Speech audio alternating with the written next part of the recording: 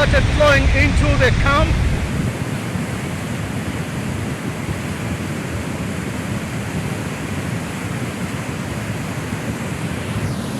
And there's Omugga.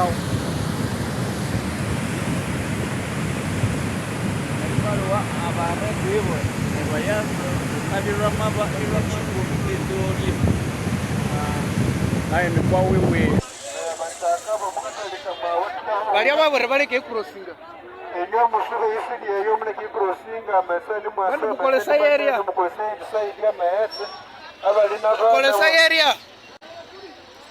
Bambe ko bana balekisa to maese bati bakali bonya bakataasenderayo. Sema nga natero make nyuma buli maese ngasile ikayo. Nimana nabali sango somo simatawuni. Batero make nyuma ni buli maese ngasile ikayo.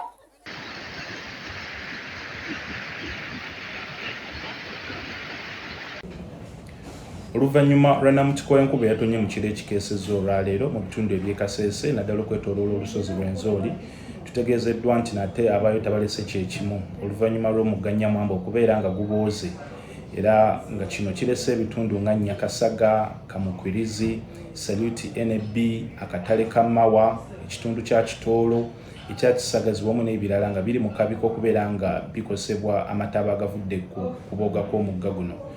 Ekkuba eridde ekirembe nayo lisaliddwako nga amataba galisazeeko ku nkulungo y'e Namuhuga, wabula ng'abantu baffe boyinza okuyita Red Cross Action Teams mu lufuutifuuti bo batandise dda okubeera nga batalaaga. Bano nga bakoleramu n'obukulembeze bw'ekitundu ekyo bali mu kutalaaga ebitundu bino ebiri mu kabi k'okukosebwa nju ku nju nga beeyambisa ebizindalo bya mukalakasa okubeera nga bakasuka amaloboozi gaabwe, so nga beeyambisa ne rediyo ez'ebitundu bwe bayize ku byalo ze twateekera mu kitundu kino eky'e Kasese.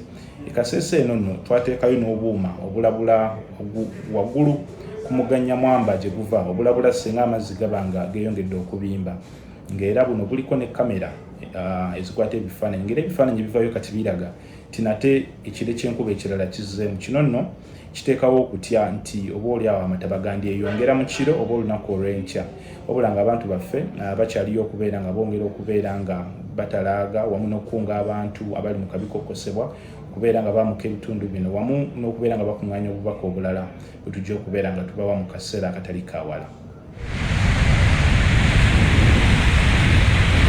The water is quite much, it's so much. There are 4 people trapped over there. Just okay, they can. It'll be fine. They can if they can.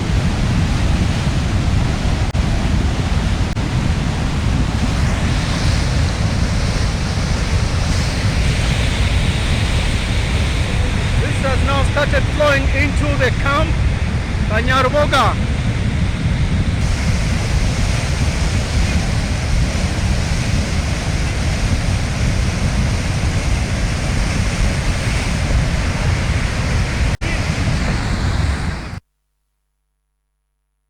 Yembeerera e Kasese gw'olabya annyonnyola embeera eyo ye John Cliff Wamala amyuka